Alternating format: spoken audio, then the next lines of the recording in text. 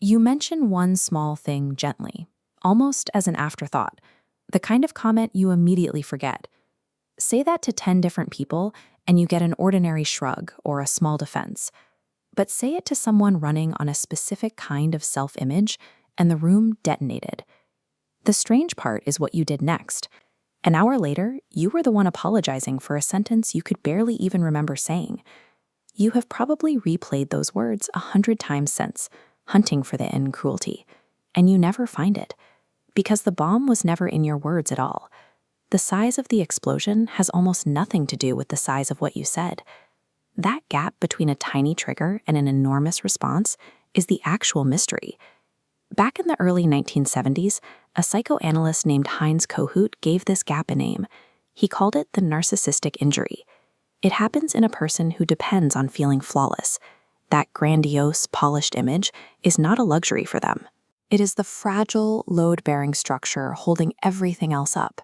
And underneath that glossy surface is a layer they work very hard never to feel. It is shame. Not guilt, which says, I did a bad thing. Shame says, I am a bad thing. For an identity built on being exceptional, shame is unbearable. Even careful, kind feedback reaches straight through the surface and touches it, because the feedback implies they are less than perfect. Shame is a hot, sinking feeling. When it gets touched, it has to go somewhere. Clinicians describe a process called shame to blame. The heat that should turn inward gets instantly flipped around and fired outward at you. The rage is not a conversation about your comment. The narcissist is managing an internal emergency, getting rid of a feeling they cannot survive holding. For a long time, people assumed this aggression came from too much self-love, but researchers eventually went looking for the real driver, and it turned out to be much more brittle. In 1998, researchers tested if praise or a harsh insult drove aggression. Subjects could retaliate against their grader or an innocent stranger. The finding? Narcissism plus an insult produced a massive spike in aggression, aimed squarely at the person who delivered the criticism. Picture this in your own kitchen. A wife lightly mentions a missed bank payment. Within a minute, her husband is on his feet, listing every mistake she has made since their wedding. The bank is forgotten. The innocent bystander stays safe. This tells us the rage is not a general loss of control, like a kettle boiling over. It is a defense, pointed and purposeful, aimed exactly at the source of the injury to hand off the shame. This reaction has roughly 3 phases. There is the loud yelling you can hear through a wall. There is the icy withdrawal, a silent freeze designed to punish. And there is the slow campaign of pointed comments and tiny sabotages.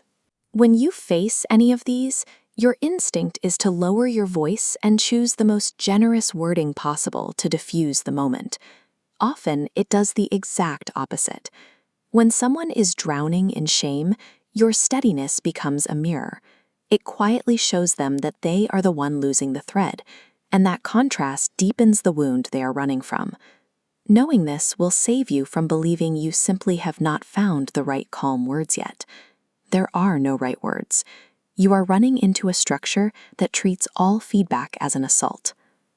For years, you have probably trimmed yourself down, assuming you are too harsh, carrying these explosions as evidence against yourself. The explosion is a measurement, but it does not measure how cruel you were.